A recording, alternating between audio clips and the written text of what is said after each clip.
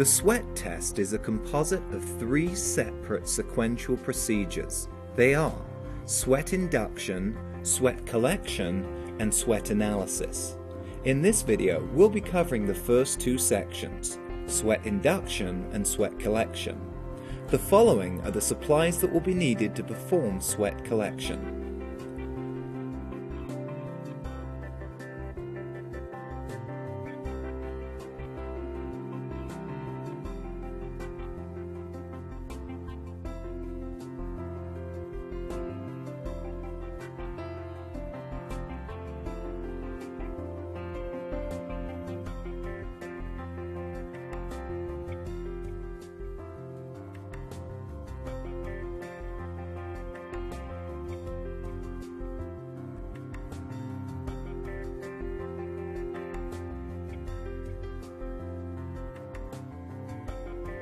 Make sure that the groove on the plug matches up with the inducer.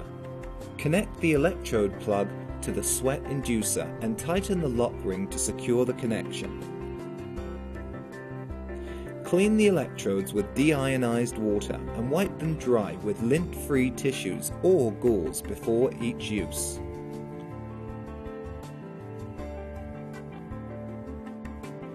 The preferred location is the lower section of the flexor aspect of the forearm for high density of sweat glands.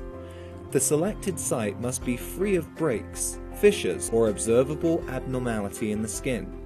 There should be no signs of inflammation. The area must be as wrinkle-free and hairless as possible. Do not place the electrode so close to the wrist that the tendons or bones are palpable just beneath the skin. Do not place electrodes across the chest or on opposite limbs at the same time. Clean the skin at selected sites to remove dirt, oil, and loose dead cells to minimize the electrode's impedance of the skin. To do this, put on gloves. Swab the area vigorously with alcohol, then clean the area with deionized water and wipe dry. Place a drop of water on the skin prior to the pylogel disc attachment.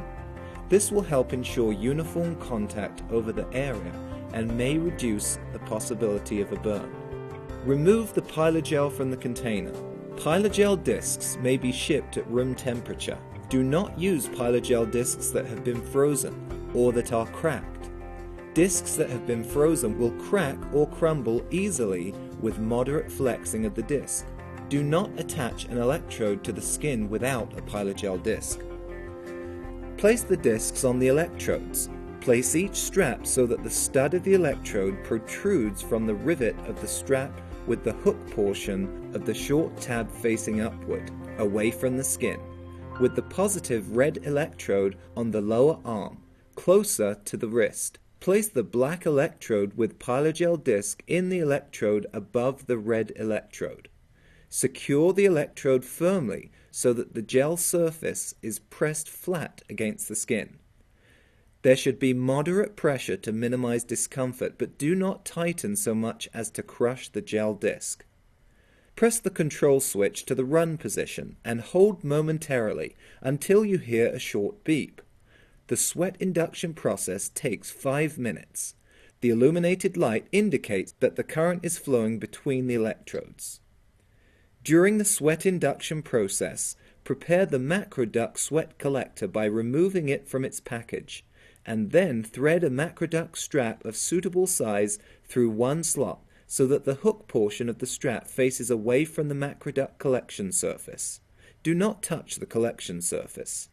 It is best to leave the Macroduct sweat collector in its sleeve until you're ready for use. The inducer proceeds automatically for approximately 5 minutes. At completion, an audible tone sounds briefly, and the instrument turns itself off.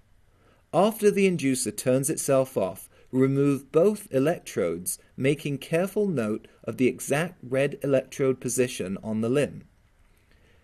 There normally is a distinct redness under both electrodes.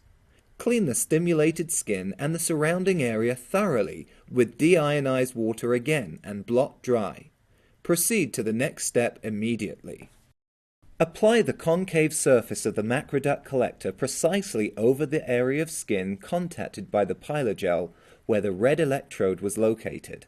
Thread the unconnected end of the strap through the other slot of the collector and tighten the strap until the collector is firmly attached with the strap pressure pulling as evenly as possible from each end of the collector. The Macroduct collector contains dye that will mark the sweat when it is being collected. Set a timer to leave the Macroduct collector on for 30 minutes. The minimum amount of sweat for testing is 15 microliters. Some people may sweat more. If the person fills the Macroduct collector before 30 minutes, the timer can be shut off and you may remove the sweat immediately.